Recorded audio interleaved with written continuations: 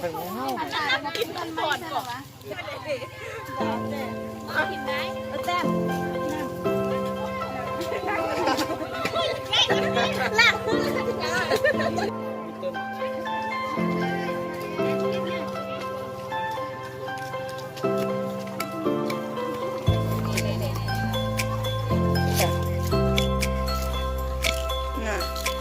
มา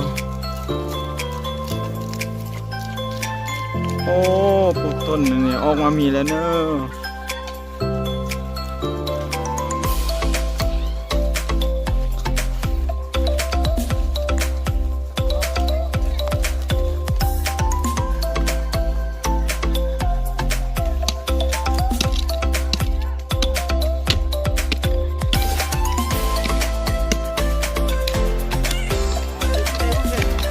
ก็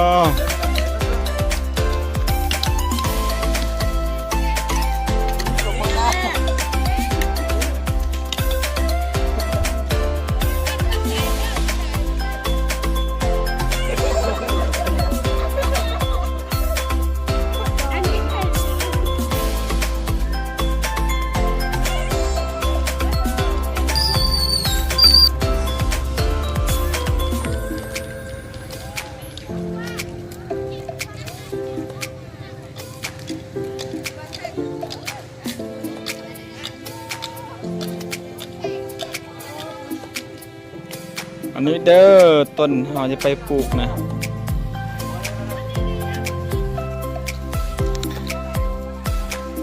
เดี๋ยวนี้สิพาไปเบื้องอันนาบรรยากาศในการปลูกต้นไม้เนาะอาจจะเป็นได้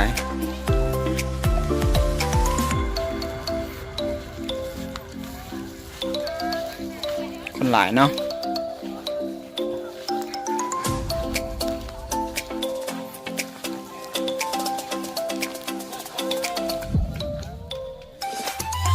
อันนี้ก็เป็นบรรยากาศปลูกต้นไม้เนาะต้นหลายเนอะ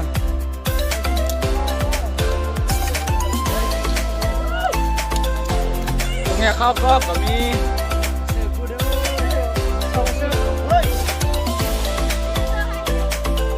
นี่ก็ถ่ายเลยลูกปลูก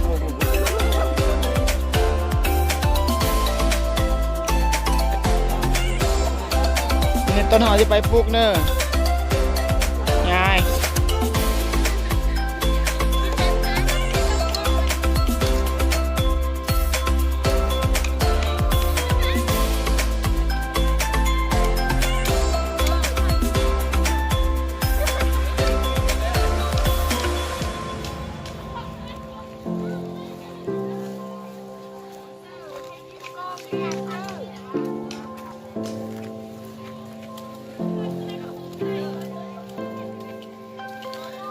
อันนี้แม่นานาบรรยากาศปลูกต้นไม้เบิ่งสาวๆเบิ่งเฮ็ดหยัง